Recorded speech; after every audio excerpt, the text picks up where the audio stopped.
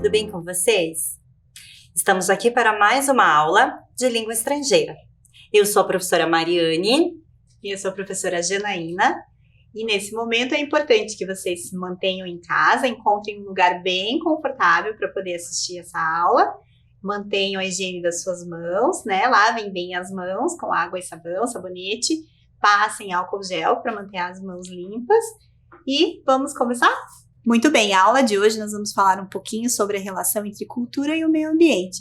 De que maneira o meio ambiente pode influenciar na maneira em que as pessoas vivem o seu dia a dia, dependendo do lugar onde elas moram, onde elas estão trabalhando. Para isso, eu trouxe aqui para vocês um texto e que fala realmente um pouquinho sobre isso. A relação que um povo estabelece com o ambiente e com os seres que os cercam são determinantes na formação da sua cultura. Ou seja, de que maneira que esse meio ambiente em que a pessoa vive, ele pode influenciar no seu trabalho, né, na sua alimentação, na sua rotina, no seu dia a dia. Então, olhem lá na tela. Ali eu trouxe um mapa para vocês, que é um mapa mundi, mas ele está com as linhas imaginárias, as principais linhas imaginárias que cortam o nosso mundo, trazendo um pouquinho dos conceitos da geografia, né? Nós temos, então, os círculos polares, o círculo ártico no norte, teríamos ali o círculo polar do sul, da Antártica, e no meio nós temos ali a linha do Equador. Para cima, um pouquinho mais para cima da linha do Equador, nós temos o Trópico de Câncer, e para baixo nós temos o Trópico de Capricórnio. Essa região que está ali entre os trópicos, né, e no meio passando o Equador, essas linhas horizontais que tem ali, elas servem justamente para a gente ter um pouquinho a gente pensar um pouquinho sobre a questão climática, né? Sobre a incidência da luz do sol nas regiões do mundo. E isso vai influenciar um pouquinho também sobre o meio ambiente que se forma ali. Então, nessas regiões intertropicais, nós vamos ter um tipo diferente de formação, tanto vegetal quanto de clima, e nas regiões que estão mais afastadas, né, entre os círculos polares e os trópicos, vão ter um outro tipo. E nos círculos polares, nós vamos ter ali as geleiras. E esse assunto também já foi comentado em algumas aulas de ciências. Hoje nós vamos dar ênfase maior para a questão da cultura, sobre os povos que vivem nessas regiões. As regiões, então, tropicais e equatoriais, que são as regiões ali entre os trópicos e que passam pela linha do Equador, elas são regiões que existem grandes florestas. E é sobre isso que nós vamos falar um pouquinho, sobre como que vivem esses povos que vivem nessas regiões que têm florestas. Para a gente pensar um pouquinho sobre os povos da América do Sul, que são os povos também onde está localizado o Brasil, nós vamos falar sobre as comunidades ou populações tradicionais, que são algumas comunidades que estão ali intrinsecamente morando dentro da floresta ou nas proximidades e têm uma relação muito forte, né, com essa floresta que está ali. Esses povos, essas comunidades tradicionais, então eles fazem toda a sua rotina diária, todas as suas tradições de acordo, elas são influenciadas pela floresta, pelos elementos naturais que existem nessa floresta, que é o caso, por exemplo, dos indígenas. E que, claro, todos esses conhecimentos são passados depois de gerações para gerações. Os indígenas, né? Então, no Brasil nós sabemos, e na América do Sul, que existem vários grupos indígenas, né? Então, aqui a gente vai falar um pouquinho no geral, que são os indígenas que convivem, né? Tem essa influência do meio em que eles vivem na sua rotina, no seu dia a dia, tanto para o seu folclore, para suas danças, para sua alimentação, para suas moradias.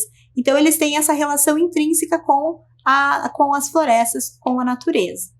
Eles precisam dessa natureza para poder sobreviver, para poder fazer o seu dia a dia acontecer. Essa floresta é tão importante para os indígenas que eles também se sentem na obrigação de defender essa floresta, né? Quando tem acontecimentos que prejudicam a floresta, também vão prejudicar o seu dia a dia, as suas tradições.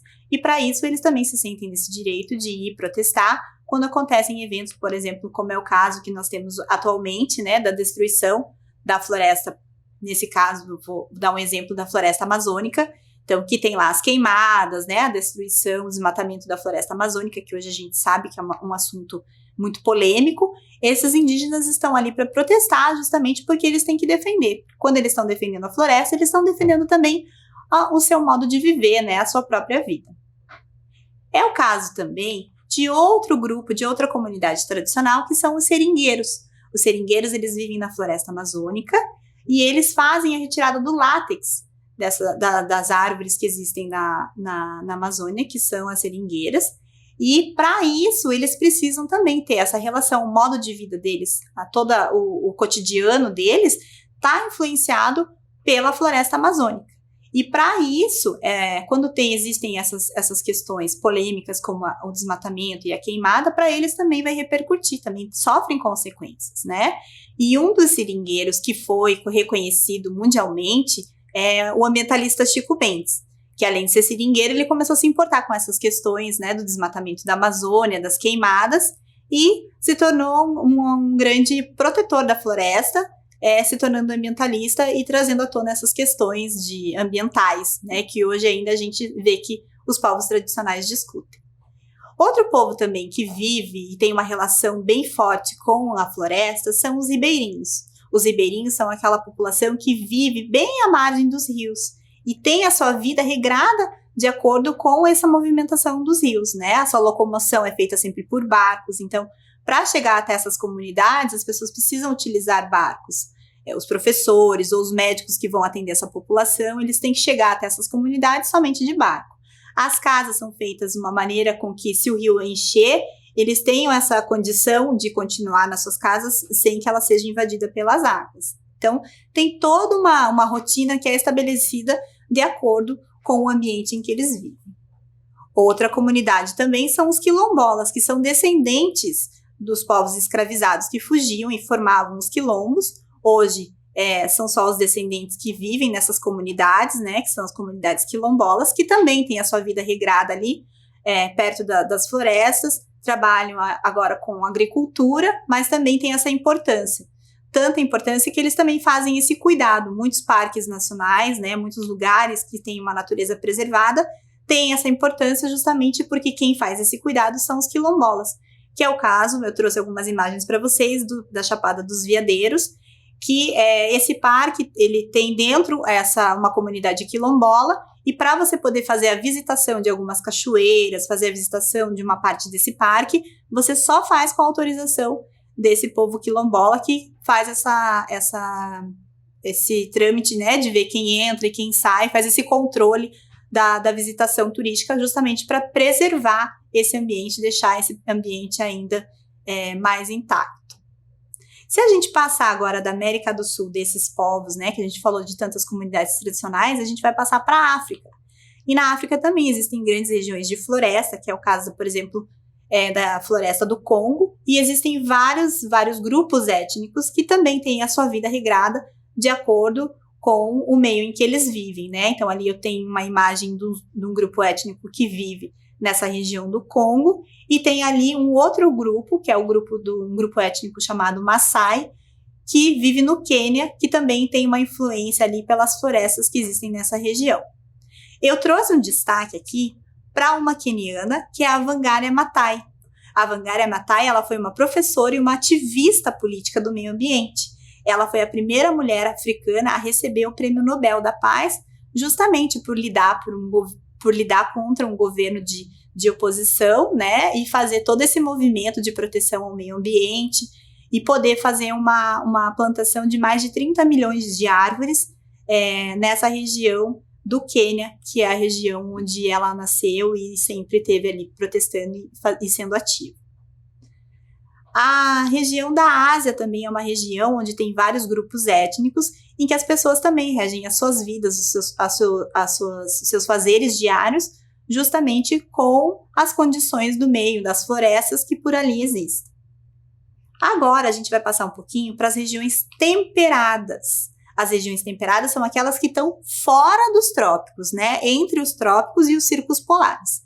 São regiões de florestas também, mas são florestas um pouco mais frias, um pouco mais secas, né? Não são tão úmidas e tão quentes como as regiões tropicais. Nessas regiões, a gente tem um destaque para um povo da América do Norte, que são os indígenas da América do Norte. existem, como no Brasil, várias etnias indígenas, lá também existia. Mas, na época de colonização, esses povos acabaram sendo dizimados e sobraram um número muito pequeno. Esses índios são os índios, como vocês podem ver ali nas imagens, são os índios que usam aqueles cocares tradicionais, têm o rosto pintado, né? Claro, fazendo uma diferenciação entre um grupo e outro, mas são esses índios que têm essas características mais marcantes. Hoje em dia existem os seus descendentes que participam, às vezes, de eventos culturais, de festas, e que usam esses adornos, né? Usam esses cocares, pintam o rosto, mas muito mais na época de festividades, trazendo um pouco desse aspecto cultural, trazendo um pouco dessa influência para a religiosidade, para a ancestralidade, né, em relação à floresta, à força dos animais, dos elementos na natureza. Isso se dá destaque também em algumas construções que vocês podem ver em alguns museus que estão nessas regiões, que trazem lá algumas canoas, que eram como os índios se locomoviam, né, pelos rios e até pelos mares, dependendo da região onde eles estavam, e os totens que eram construídos com elementos da natureza, como os animais, algumas ancestralidades, trazendo um pouco para a questão religiosa. Certo? Outra questão, outro lugar que a gente pode também ter uma influência grande sobre o meio ambiente são as regiões costeiras. As regiões costeiras são as regiões litorâneas, que estão perto do mar. Não só no Brasil, mas em todo lugar do mundo a gente tem essas regiões que estão próximas, né? As comunidades que vivem próximo ao mar e também fazem a sua vida, têm uma influência da sua vida justamente por estarem nessa proximidade com os oceanos. Aqui no Brasil nós temos a representação desses povos de região costeira, os caiçaras. Os caiçaras são uma população descendente de índio com os colonos, os portugueses, né? Que se estabeleceram nessas regiões de restinga, de mangue, que são ali na encosta da Mata Atlântica com o oceano. E a principal atividade que eles exercem é a pesca, né? Ou seja, nós temos então um grupo que são os pescadores. Os pescadores não existem só aqui, que aqui são exclusivos os caiçaras, como nós conhecemos, mas os pescadores estão em todas as regiões litorâneas ao redor do mundo. E a principal atividade que eles exercem é a pesca, de diferentes maneiras, mas sempre numa pesca artesanal, certo? E criam também as suas comunidades, as suas vilas, né?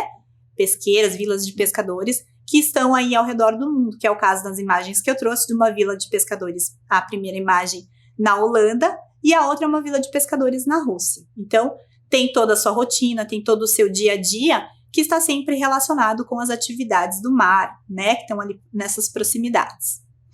Esses pescadores que fazem, né, praticam a pesca artesanal, eles estão ameaçados pela pesca predatória.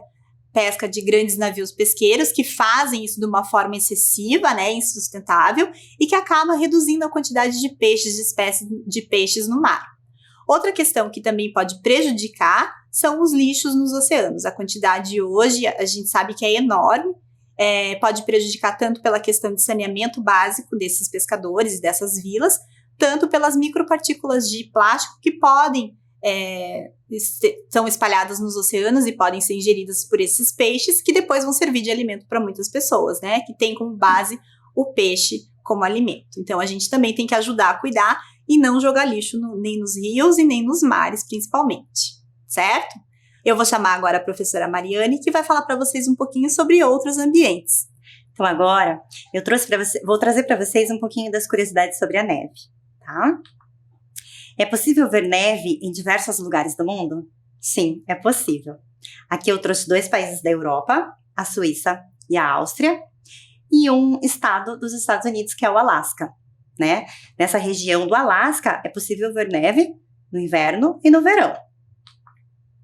Aqui eu também trouxe algumas imagens da cidade de Boston, que fica nos Estados Unidos. Você pode perceber nessa imagem o quanto a neve, né, se acumula perto dos carros, e isso pode ali gerar alguns transtornos no dia a dia deles, mas eles já estão acostumados. Lá eles usam um caminhão chamado limpa-neve, que desobstrui a rua, e aí as pessoas podem transitar com os carros.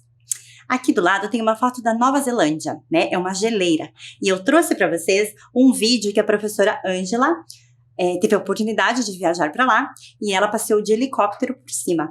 Vamos assistir?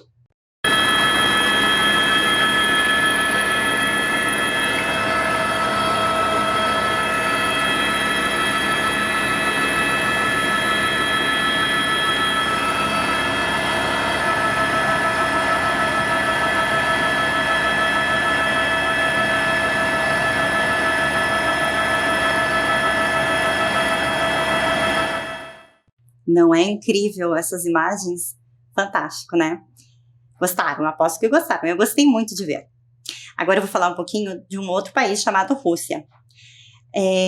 Lá, no inverno, os períodos de escuridão duram 2 meses, né? Devido à posição, né, desse país com relação ao Sol.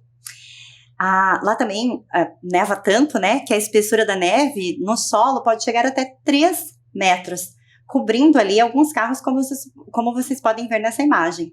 E existe até a curiosidade de, às vezes, as pessoas deixam o carro lá e tiram somente quando a neve passa.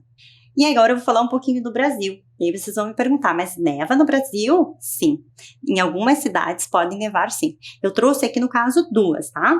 Que é a cidade de São Joaquim, Santa Catarina, e a cidade de Caxias do Sul, no Rio Grande do Sul, né? São 2 cidades que nevam.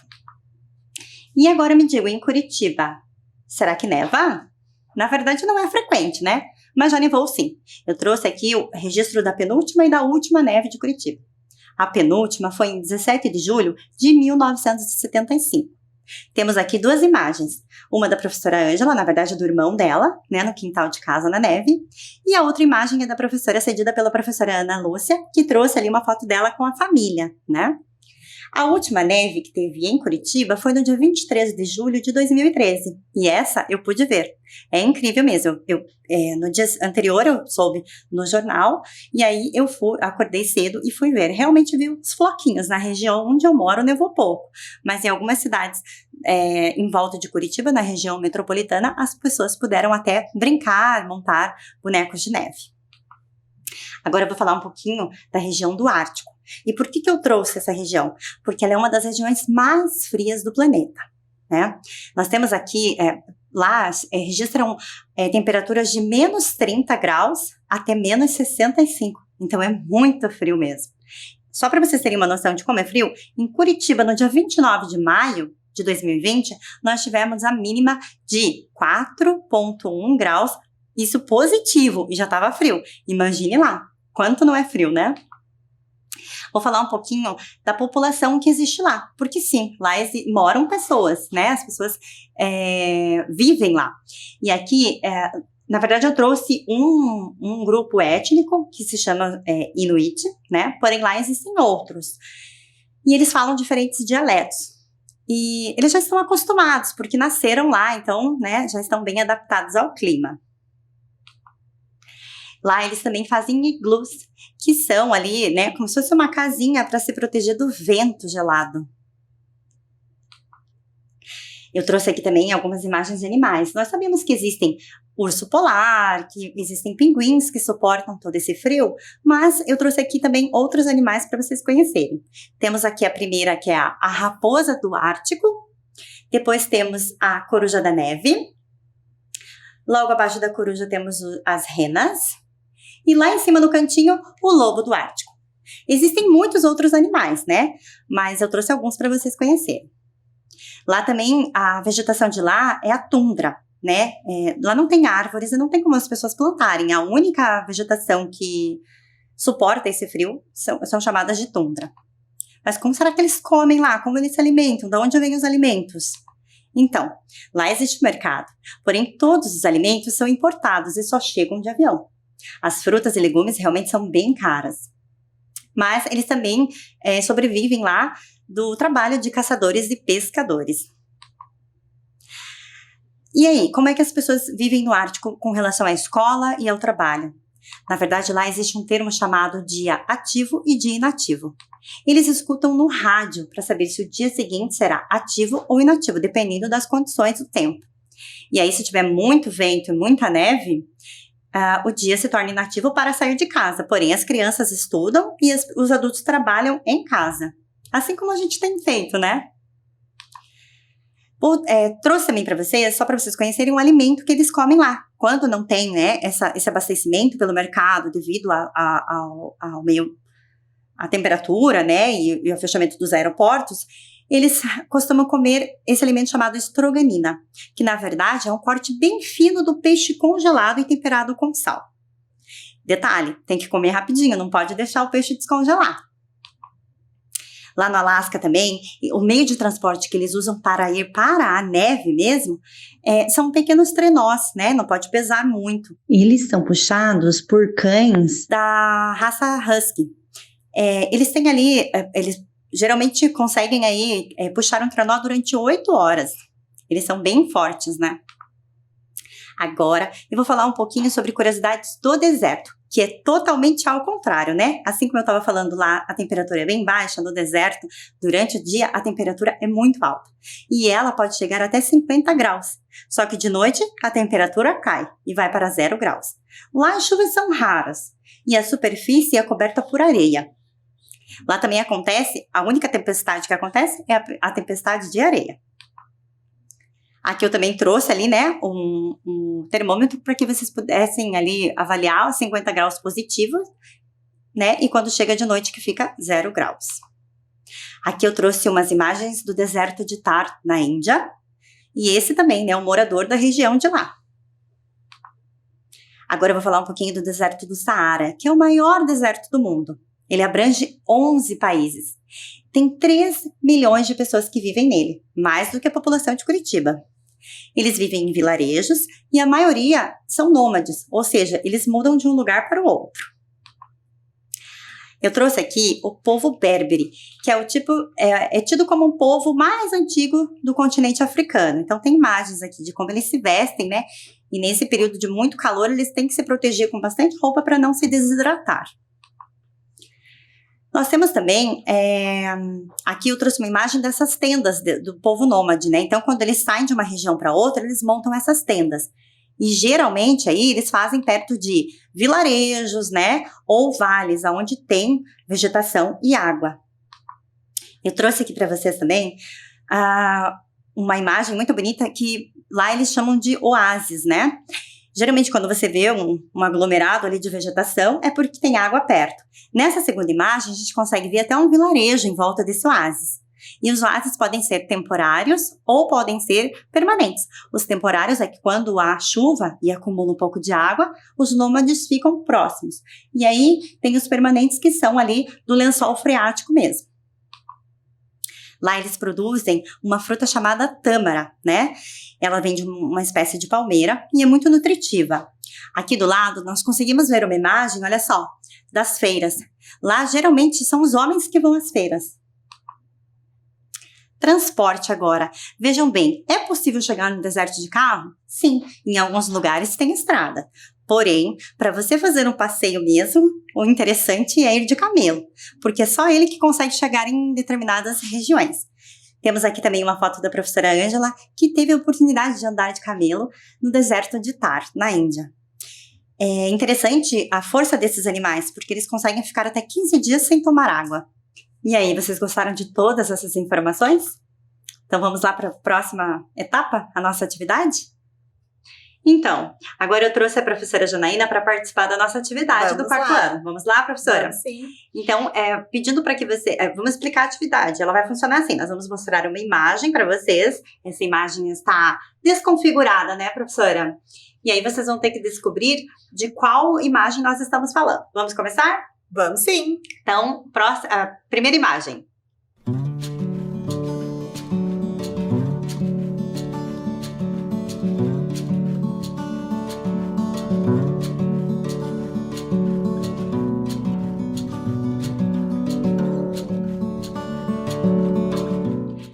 E aí? Será que eles desculpam? Com certeza. Será que eles descobriram qual imagem é essa? O que tem relacionado?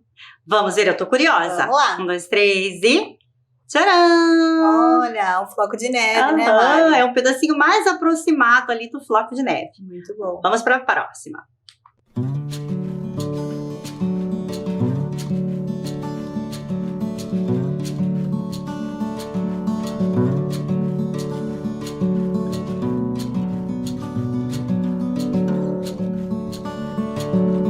Professora Janaína, essa eu fiquei curiosa. Ela é meio branquinha, né? Tem a ver, acho que com gelo também. Nossa, vamos ver. Ah, acertou quem falou. A raposa do Ártico, né? Bacana. Tão linda ela, né? Próxima.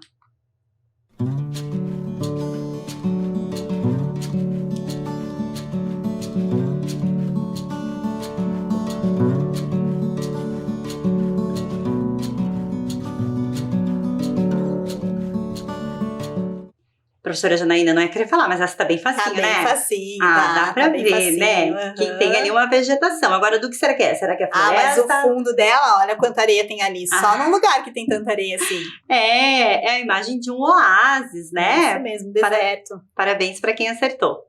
Próxima.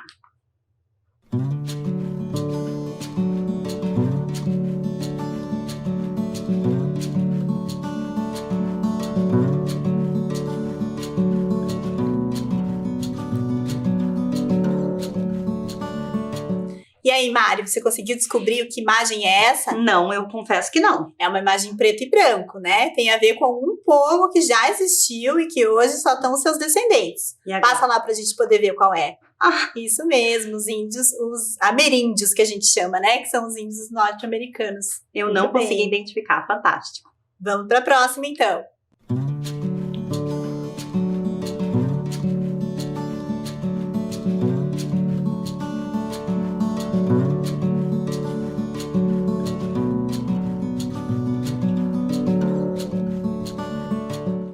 Muito bem, olha, essa imagem também tá fácil, né, Mari? Tá. Um corte bem fácil ali. E qual será a imagem verdadeira? Olha lá, os totens também dos índios americanos, que tem a ver com a mata, com os animais, né? São lindos. Muito bem. Vamos para a próxima.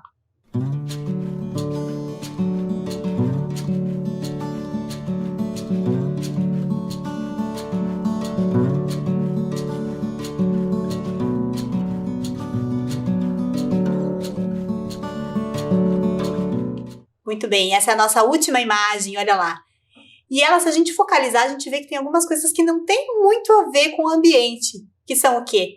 A quantidade de lixo que a gente tem hoje presentes nas praias, né? Então, fica aí o recado para a gente cuidar e preservar as nossas praias, os nossos oceanos e não jogar lixo mais no mar, né? Principalmente na rua também, né? Porque a água da chuva leva, né? Todo esse lixo lá pro mar, né? E pros rios. Então, tomar cuidado com essa questão, né, professora? É isso aí. Espero que vocês tenham gostado da nossa aula e até o nosso próximo encontro. Até. Tchau, tchau. Tchau, tchau.